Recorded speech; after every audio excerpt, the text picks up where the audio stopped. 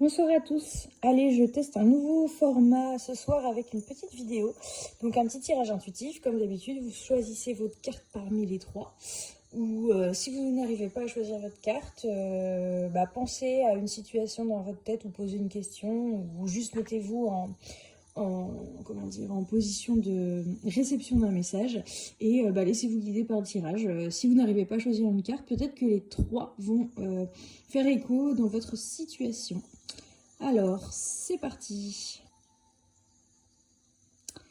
Donc pour la première carte, pour ceux qui ont choisi la première carte, on a l'impératrice. Donc moi en fait, comme je vous l'ai déjà dit, j'aime bien me détacher des livrets, des explications. Bon là on est sur une arcane majeure de tarot, donc on connaît la signification dans le tarot traditionnel. Mais moi ce que j'aime, c'est pour chaque oracle, c'est m'inspirer de l'image, de ce que je vois, des couleurs, de l'univers. Et donc là ce que je vois, c'est la sérénité, le fait d'être sûr de soi, le fait d'être ancré, d'être totalement ancré. On voit ce côté assis bien droit et aussi les ailes qui vont vers le ciel. On a ce côté joyau, sceptre qui montre aussi le pouvoir. Donc je pense que c'est le fait d'être droit dans ses baskets, d'être bien ancré, de savoir où on va et ce qu'on veut. Et il y a l'aigle qui est un peu le conseiller qui vient rapporter des nouvelles de l'extérieur. Donc c'est à la fois écouter ce qui se passe à l'extérieur, pouvoir se laisser guider, mais en restant soi et en restant ancré dans ses décisions. Voilà pour moi, pour cette carte ce soir.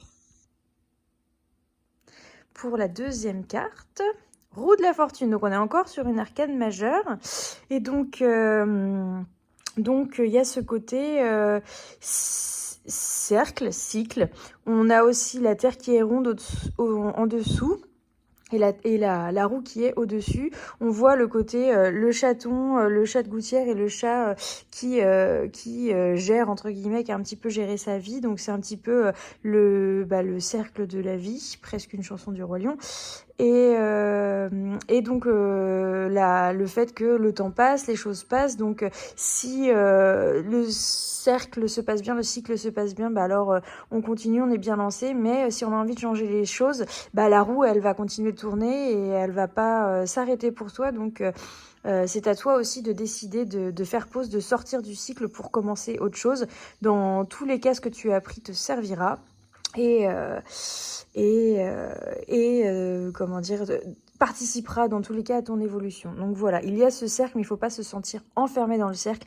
Il faut se dire aussi, le cercle, c'est la possibilité d'un renouveau, d'un nouveau départ à chaque instant. Voilà, ne pas se sentir coincé dans un cercle. Si la situation ne convient pas, sortir de la situation. On est tous libres et décisionnaires de sortir d'une situation pour finalement en revenir pour couronner du coup.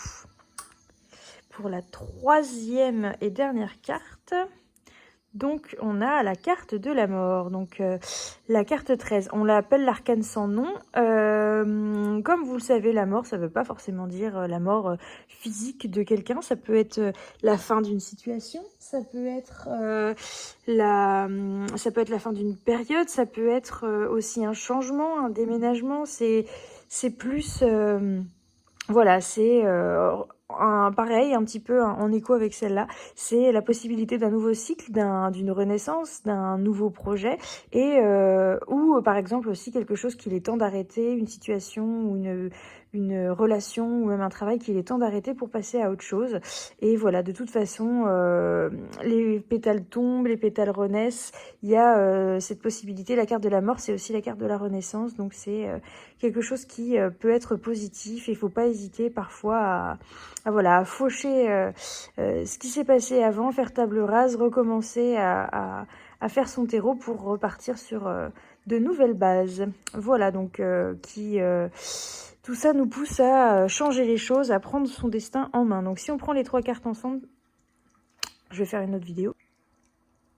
si on prend les 3 cartes ensemble, c'est un appel quand même à prendre une décision, un changement, s'il y a besoin, vraiment, créer une rupture avec quelque chose qui ne convient pas en restant ancré, en se laissant éventuellement conseiller par les autres, mais en faisant sa décision, en étant ancré de cœur pour soi, en restant droit dans ses baskets. Et donc cette décision de soit rester dans quelque chose qui nous convient, ou de le changer complètement, de quitter cette situation-là et de passer à autre chose. Dans tous les cas, vous êtes l'impératrice ou l'empereur de cette situation et donc vous pouvez engendrer le changement. Et si quelque chose est négatif, ça peut être le début de quelque chose de positif par la suite. Voilà.